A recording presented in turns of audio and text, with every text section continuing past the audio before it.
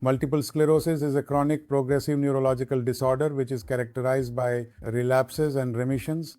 A relapse is where a condition where the patient experiences symptoms like numbness of both the legs or weakness of both the legs, vision abnormality and unsteadiness while walking, and so forth. Most of these symptoms generally long beyond 24 hours, and at least there should be a gap of about few months before again a second relapse occurs.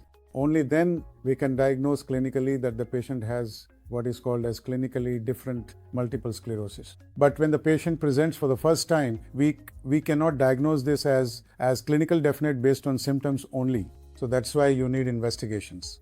Now, with advent of latest MRIs techniques, including MRI contrast and 3 Tesla MRIs, where we can find out smaller plaques also, there we are able to now diagnose multiple sclerosis, even with a clinical isolated syndrome where there is an isolated symptom.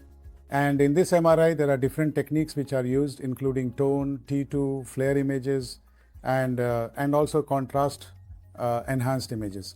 And based on that, the characteristic of the lesions in the brain and the type of the lesions in the brain, we can distinguish multiple sclerosis from other conditions.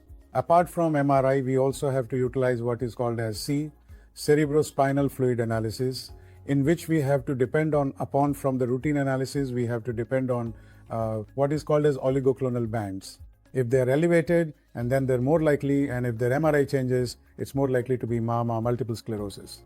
And we also have other supplementary tests like visual evoked potentials and also sensory evoked potentials and brainstem auditory evoked potentials, which are eye, as it is added as a supportive criteria. But MRI and the CSF analysis become the mainstay of investigation tools.